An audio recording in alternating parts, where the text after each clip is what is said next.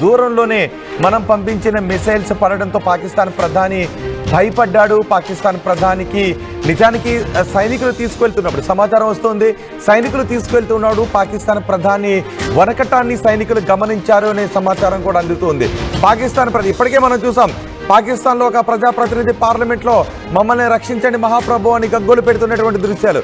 నిన్న రాత్రి మనం ఎప్పుడైతే పాకిస్తాన్ ప్రధాని నివాసానికి దగ్గరలో మిసైల్స్ ని మనం ప్రయోగించామో అప్పుడు పాకిస్తాన్ ప్రధాని వెంటనే సైన్యం తీసుకుని బంకర్లోకి తీసుకువెళ్ళిపోతుంది. బంకర్లోకి తీసుకెళ్లిన తర్వాత ఆ సమయంలో పాకిస్తాన్ ప్రధాని వణుకుతున్నటువంటి విషయాన్ని అక్కడి సైన్యం గమనించింది అనే సమాచారం కూడా అందుతూ ఉంది.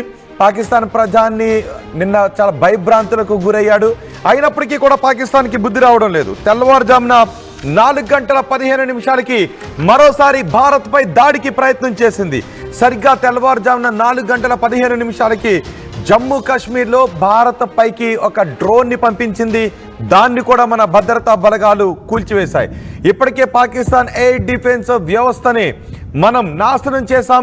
పాకిస్తాన్ పంపించిన మిసైల్స్ అన్ని నేలకూల్చేసాం. పాకిస్తాన్ యుద్ధ విమానాన్ని నేలకూల్చేసాం. పాకిస్తాన్ పైలట్ని మన ప్రాణాలతో పట్టుకున్నాం. అయినా సరే చూడండి ఒకసారి, మొదటి బాక్స్లో మీరు చూస్తున్నది తెల్లవారుజామున సరిగ్గా 4:15 మరో డ్రోన్ని పాకిస్తాన్ ప్రయోగించింది. అయితే ఆ డ్రోన్ని కూడా మనం నిర్వీర్యం చేశాం. ఇప్పటికే ఆపరేషన్ సింధూర్ జరుగుతూ ఉన్నప్పుడు పాకిస్తాన్ దొంగ దెబ్బతీసి కాశ్మీర్లో ఉన్న కొంతమంది పౌరులను పొట్టన పెట్టుకుంది. కానీ నిన్న జరిగిన ఈ భీకర యుద్ధంలో, భీకర దాడిలో మన దేశానికి చెందిన ఒక్క పౌరుడికి కూడా ఎటువంటి హాని జరగకుండా మనం కాపాడగలిగాం. మన ఎయిర్ డిఫెన్స్ వ్యవస్థతో పాకిస్తాన్ ప్రయోగించిన మొత్తం మిసైల్స్ అన్నిటినీ కూడా నేల కూల్చాం.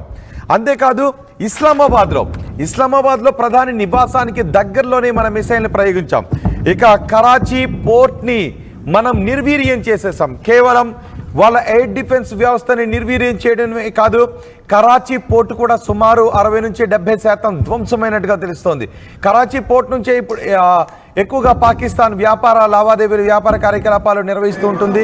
అక్కడి నుంచే సముద్ర వ్యాపారం కరాచీ పోర్ట్ నుంచే ఎక్కువగా జరుగుతుంది. ఇప్పుడు కరాచీ పోర్టు పూర్తిగా ధ్వంసం అయిపోయింది. ఇప్పటికే మనం విధించిన ఆంక్షలతో పాకిస్తాన్లో ఆర్థిక పరమైనటువంటి ఇబ్బందులు తలెత్తాయి. ఇప్పుడు పాకిస్తాన్ భారతదేశంతో యుద్ధాన్ని కోరుకుంది. భారతదేశం మాత్రం పాకిస్తాన్లో ఉన్న ఉగ్రవాదులను అంతమొందించాలి అనుకుంటే పాకిస్తాన్ భారతదేశంతో యుద్ధాన్ని కోరుకొని ఇప్పుడు పాకిస్తాన్ పూర్తిగా చితికిపోతున్నటువంటి పరిస్థితే కనిపిస్తుంది. కరాచీ పోర్టు పూర్తిగా ఒక విధంగా చెప్పుకోవాలంటే కరాచీ పోర్టు ఇక లేదు. కరాచీ పోర్టు పూర్తిగా ధ్వంసమైనట్టే. 70% కరాచీ పోర్టు ధ్వంసమైంది అంటే ఇక కరాచీ పోర్టు మళ్ళీ పునర్నిర్మాణం ఇప్పట్లో సాధ్యమయ్యే అవకాశం లేదు. ఎందుకంటే పాకిస్తాన్ దగ్గర ఇటువంటి వనరులు లేవు. ఆర్థికంగా పాకిస్తాన్ చితికిపోయింది కాబట్టి.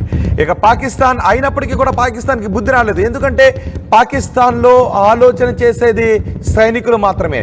యుద్ధాన్ని కోరుకునేది, రక్తపాతాన్ని సృష్టించాలనుకునేది, ఉగ్రమూకలకు ప్రోత్సాహాన్ని అందించేది సైన్యం కూడా. సైన్యానికి పాకిస్తాన్లో ఉన్న ఉగ్రవాదులకు తేడా లేదు. నిన్న ఒక విషయాన్ని మనం గుర్తుపెట్టుకోవాలి. ఎప్పుడైతే మనం పాకిస్తాన్ ప్రధాని నివాసానికి దగ్గరలో, ఇస్లామాబాద్ దగ్గరలో మనం మిసైల్స్ని ప్రయోగించామో, ఇస్లామాబాద్ దగ్గరలో పాకిస్తాన్ ప్రధాని మనం ప్రయోగించినటువంటి ఆ మిసైల్ శబ్దాన్ని విని పాకిస్తాన్ ప్రధాని ఒక్కసారిగా భయభ్రాంతులకు గురయ్యాడంట.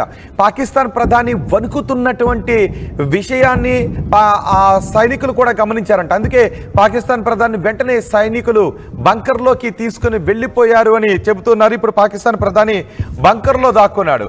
పాకిస్తాన్ ప్రధాని వణకటం అయినప్పటికీ కూడా పాకిస్తాన్కి బుద్ధి రావడం లేదు. ఇప్పటికే 4500 మంది సైనికులు పాకిస్తాన్ ఆర్మీని వదిలి వెళ్ళిపోయారు. ఇటు పాకిస్తాన్ ప్రజాప్రతినిధి పాకిస్తాన్ పార్లమెంట్లో మమ్మల్ని కాపాడండి అని ఏడుస్తూ మాట్లాడుతూ ఉన్నాడు. ఇటు ప్రధానికి మనం ప్రాణభిక్ష పెట్టాం, పాకిస్తాన్ ప్రధానికి మనమే ప్రాణభిక్ష పెట్టాం. కావాలి అనుకుంటే మేము ఏ లక్ష్యాన్నైనా ఛేదించగలమనే సంకేతాన్ని ఇచ్చాం. కావాలనుకుంటే మేము భారతదేశం నుంచి మీ దేశ భూభాగంపై అడుగు పెట్టకుండానే మీ దేశంలో ఉన్న ఏ లక్ష్యాన్నైనా ఛేదించగలమనే సంకేతాలు ఇచ్చినప్పటికీ కూడా పాకిస్తాన్కి బుద్ధి రావడం లేదు. ఇంకా భారతదేశంపైకి దాడులకు కాలు దువ్వుతూనే ఉంది. ఈ తెల్లవారుజామున సరిగ్గా 4:15 మరో డ్రోన్ని జమ్మూ కాశ్మీర్లో ప్రయోగించింది. దాన్ని కూడా మనం కూల్చేసాం. ఇక పాకిస్తాన్కి ఏం చేయాలో అర్థం కావట్లేదు. ఒకవైపు భయంతో పాకిస్తాన్ ప్రధాని బంకర్లో దాక్కుని వణికిపోతున్నాడు. ఇది మనం అనుకోవటానికి కాదు, నిజంగానే వణుకుతున్నాడంట.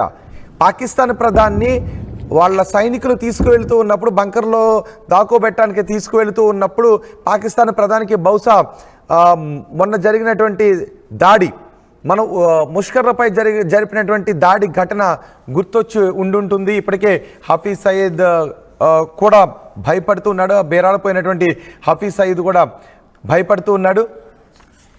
మొన్న మనం ఆపరేషన్ సింధూర్లో 100 మందికి పైగా ఉగ్రవాదులను మట్టిపెట్టాం. ఈ దృశ్యాలన్నీ చూసి ఇప్పుడు పాకిస్తాన్ ప్రధాని నిజంగానే వణుకుతున్నాడంట.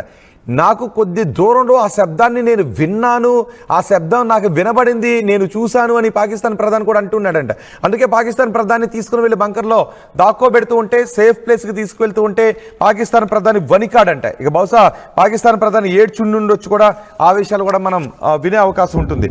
ఇక జమ్మూ కాశ్మీర్పై మరోసారి పాకిస్తాన్ దాడులకు తెగబడింది. ఎందుకంటే పాకిస్తాన్ ఆర్మీకి, పాకిస్తాన్ ఉగ్రవాదులకి తేడా లేదు కాబట్టి దాన్ని కూడా మనం సమర్థవంతంగా తిప్పుకుంటాం.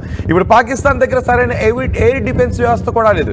ఎయిర్ డిఫెన్స్ వ్యవస్థ, ఏ దేశానికైనా ఎయిర్ డిఫెన్స్ వ్యవస్థ కుప్పకూలిపోయింది అంటే ఇతర దేశాల నుంచి వచ్చేటటువంటి వైమానిక దాడులను ఆ దేశ వ్యవస్థ అడ్డుకోలేదు, మిసైల్స్ని అడ్డుకోలేదు. మన ఎయిర్ డిఫెన్స్ వ్యవస్థ చాలా స్ట్రాంగ్గా ఉంది కాబట్టి ఒక్క మిసైల్ని కూడా మనం మన భూభాగంపై పాకిస్తాన్ గురిపెట్టినటువంటి లక్ష్యాలను చేరనవలేదు. కానీ మనం గురిపెట్టినటువంటి ప్రతి లక్ష్యాన్ని కూడా మనం చేరాం. అయినప్పటికీ పాకిస్తాన్కి బుద్ధి రావట్లేదు. ఒకవైపు పాకిస్తాన్ ప్రధాని భయంతో బంకర్లో వణుకుతూ ఏడుస్తూ ఉన్నాడు. మరోవైపు ఉగ్రవాదులు చచ్చిపోయి పాకిస్తాన్ ఆర్మీ పుట్టెడు దుఃఖంలో ఉంది. అయినప్పటికీ కూడా పాకిస్తాన్కి బుద్ధి రావడం లేదు. భారత్పై కయ్యానికి కాలు దూతూనే ఉంది. ఒక్క డ్రోన్ కూడా మన భూభాగంపై పడడం లేదు. ఇక వాళ్ళ దేశానికి చెందిన పైలట్ కూడా మన ఆర్మీకి చిక్కడంతో ఏ సమాచారాన్ని బయటపెడతాడోనని పాకిస్తాన్ ప్రధాని కూడా ఇప్పుడు భయపడుతూ ఉన్నాడట. మా ప్రతినిధి కృష్ణమోహన్ ఉన్నారు పూర్తి సమాచారం అందించడానికి. కృష్ణమోహన్, నిన్న రాత్రి పాకిస్తాన్ చేసినటువంటి దాడిలో భారతదేశానికి ఎటువంటి నష్టం కూడా కలగలేదు. ఒక్క లక్ష్యాన్ని కూడా వాళ్ళు చేరలేకపోయారు, ఒక్క లక్ష్యాన్ని కూడా ఛేదించలేకపోయారు. మనం ఆ వాళ్ళ మిసైల్స్ని ధ్వంసం చేయడంతో పాటు వాళ్ళ దేశంపై మనం చాచి కొడితే కరాచీ పోర్టు కూడా సగం పోయినటువంటి పరిస్థితి కనిపిస్తుంది. అయినప్పటికీ కూడా పాకిస్తాన్కి ఇంకా బుద్ధి రావట్లేదు. అసలు తెల్లవారుజామున మళ్ళీ ఏ ధైర్యంతో పాకిస్తాన్ ఈ డ్రోన్ ప్రయోగించింది అనుకోవచ్చు? రోహిత్, నిజంగానే పాకిస్తాన్కి 1971 తర్వాత నిన్న జరిగిన రాత్రి మాత్రం అది ఒక కాలరాత్రిగానే మిగిలిపోయిందని చెప్పాలి. పాకిస్తాన్ అనుకున్న ఏదైతే క్షిపణులను ప్రయోగించిందో ఇండియా మీదకి దాదాపుగా 12 చోట్ల క్షిపణులు ప్రయోగం చేస్తే దాని డిఫెన్సివ్ వ్యవస్థను మొత్తాన్ని కూడా డిస్ట్రాయ్ చేసింది భారత సైన్యం. ఆల్మోస్ట్ ఆల్ 2 JF-17లు, F-16 లాంటి అమెరికా F-16